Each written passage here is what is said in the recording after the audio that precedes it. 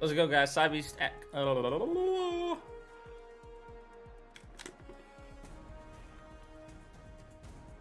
Let's go, guys. Cybeast coming at you. Let's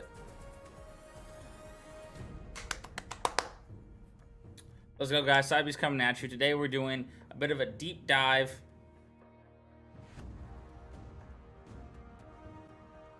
Let's go, guys. Cybeast coming at you. Today we're going to be taking a quick look into 5 teams I think are going to overperform and 5 teams I think are going to underperform at ALGS Split 2 playoffs. We'll go ahead and hop on into it. Like I said, 5 over, 5 underperforming. You'll see what's going on pretty quickly. Like I said, Split 2 playoffs, they start in about 6 hours from when I'm recording this. 6-7 hours. So we're going to hop right on into it. As you can see, what I mean when I say under and overperform.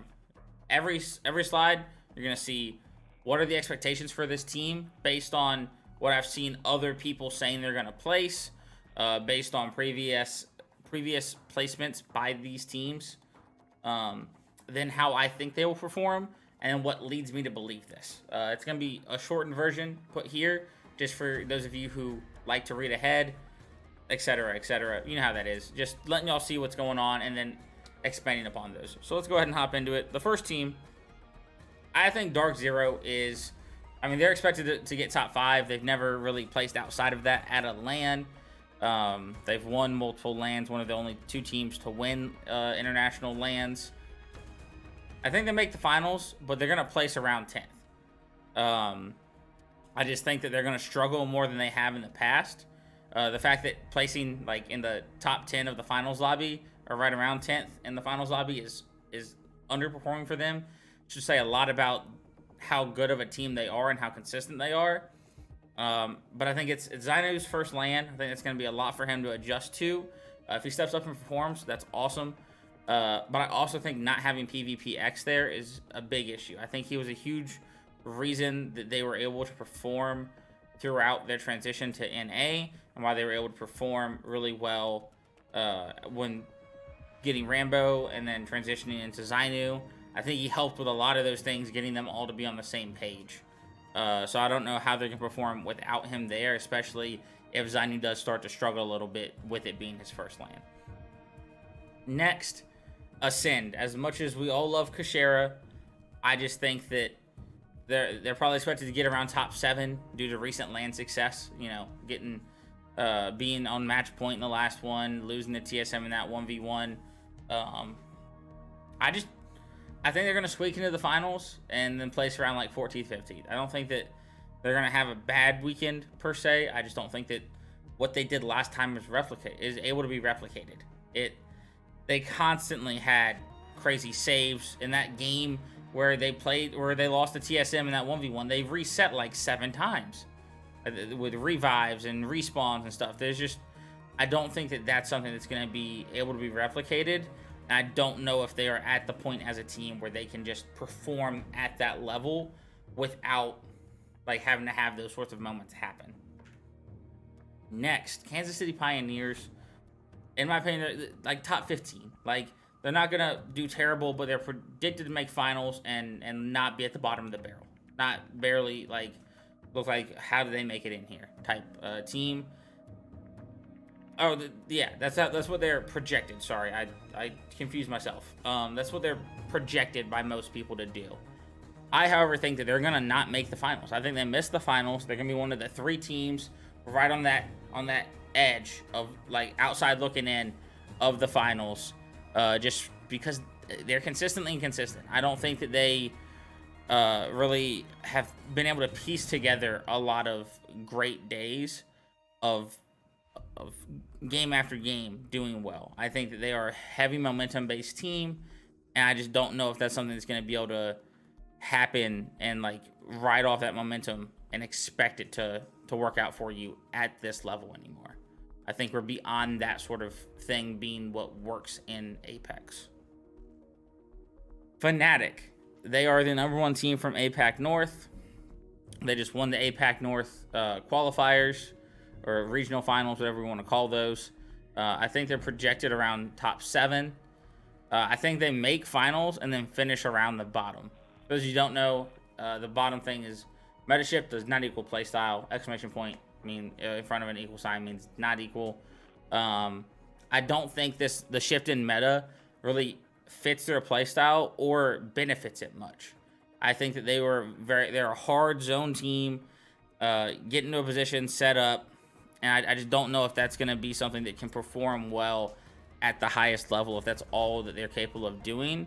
If they can slay out, then I mean they can definitely prove me wrong. I just don't know if they're able to do that in these types of lobbies at the moment. And then this is gonna be my biggest hot take of the video, without a doubt. TSM, who I think everyone has in their top 5. I don't think there's anyone who really watches this game that doesn't have them top 5. I'm saying they're not making the finals. I think so much so that I'll go on record right here, right now, and say TSM's not making the finals. But if they do, during the finals, I will do the 1 chip challenge on stream in my watch party. But I don't think they make it. They struggled the entire split. Constantly, they were scraping by having games where they had, 15 kills, 13 kills, getting dubs. And that's all that they really had going for them, were those individual games. And then they would be getting 12th with 1 kill, 7th with 0 kills. Like they didn't have games where it was constantly like, all right, top 5 placement with some kills. It was win a game with 14 kills and then eke by with placement and like a few KP the rest of the day and get a 6th place and move on. And I don't think that's something that's going to be able to get you to the finals at LAN. I don't know if they have been able to move fully past that. I think they're still in that transitional phase. I think that at champs, they're going to bounce back from this. But I don't think they make finals here, and it's going to be a big shock. And it's going to be one of those things that, like I said, I don't think many people see coming. Those are the 5 teams I think are underperforming. So now we're going to hop into the teams I think are going to overperform their expectations. The first one, NRG. I think people expect NRG to make finals and to place around the top 10 range, maybe a little bit outside of it. I think they're going to be top 7 and will be on match point at a minimum. I think they could easily win this tournament. And I think one of the big reasons is that the pressure is on. Like, Sweet has still yet to win a tournament. Him and Nathan have been together as a duo for a long time. And Guild is here. And I don't know if they're going to be able to find anyone better than Guild. And I'm pretty sure Nathan and Sweet aren't going to separate. So if they were to try and change anything to make improvements, it would have to be Guild. And I don't know if they're going to find anything better than that. I think they realize this. And like understand the pressure for them to perform to a level that is expected of them is on, and they're gonna rise to that expectation. So NRG, I expect to be in contention to have a chance to win near the end of the finals. A bit of a hot take, Oxygen Esports. I think Oxygen is not really projected on most people to make the finals. In the entirety of the season, they were consistently placing in that top 6 range each game day. I think they're going to get top 15. They're going to make finals.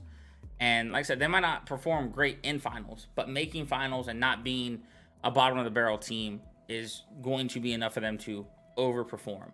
I think that this is a great squad. They've proven that if you stick together and don't just abandon ship as soon as shit hits the fan, whenever y'all don't make LAN once or have a bad pro league week, that you have to abandon ship, is going to be a huge thing. Next, I mean, like I said, or not next, sorry, get ahead of myself. They've been consistent outside of finals or the regional finals, which I think they were either having some internet issues or there was outside stuff going on that was affecting it, not just them not playing well. I think this team's going to show up and show out for the new org that acquired them, as well as the fact that they've been consistent throughout this entire split, and that they have that, like, I don't know, I think this will be their coming out party to show, like, hey, we're here to stay as a team that's going to be relevant in the scene. I think Luminosity is a team that no one really sees making the finals. They were the last team in out of North America from the regional finals. I think they get a top 10. This team can slay with the best of them. And, I mean, they just know how to grind it out. The fact that they made LAN when they were contesting on both maps the majority of the Pro League split, of which they were contesting Optic on World's Edge. They're contesting one of the top teams from North America on World's Edge. And I think they were playing with them most days. They might have been in the same group of Pro League. I could be wrong on that. But they know how to grind it out and how to make things work if they struggle off drop. They aren't going to be ones to panic if they get in situations they aren't familiar with, because they've been in situations that aren't beneficial for them throughout the entire season. And like I said, they can run through lobbies. Like, I'm pretty sure Luminosity holds the record for most points in a game on LAN. Once again, correct me if I'm wrong. I'm pretty sure they had like a 33-point dub. Like I said, I think that they know how to show up at the right time, and that they don't start fumbling under pressure or bad situations like some other teams do that aren't used to it. This one shouldn't be much of a surprise. Furia, I think people expect them to be top 7, be in contention. I think they're a top 3 team this year, or this playoffs. I think that they are going to show up to LAN, and I think that they're just in there. They've been grinding. I think they're going to be slaying out. I think the meta shift equals their playstyle. Where Fnatic, it is the opposite. I think with Furia, this fits their playstyle so much more, and I think that they are going to be able to capitalize off of that to propel themselves to another top 3 finish out of LAN.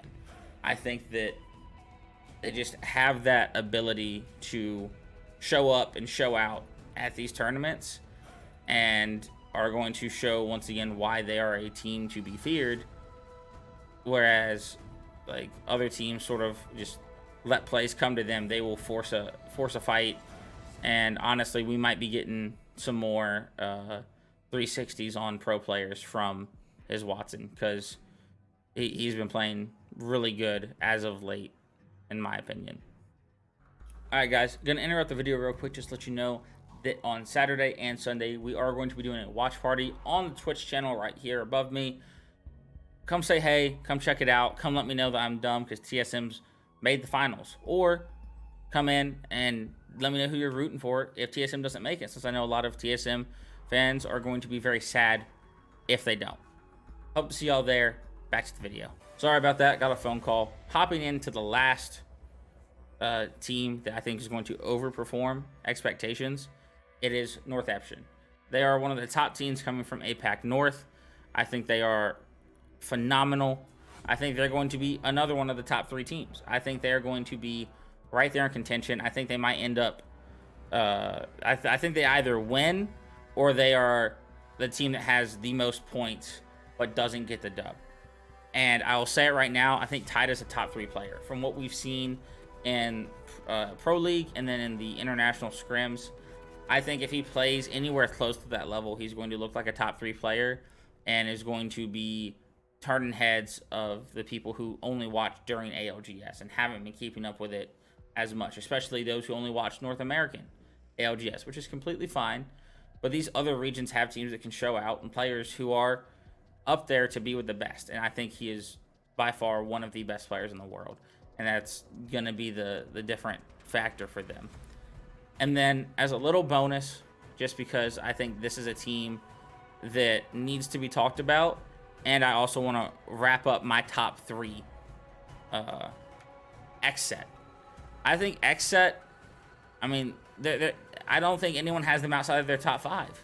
They are a team that has just been playing absolutely phenomenal Apex this entire split. I mean, they have pulled out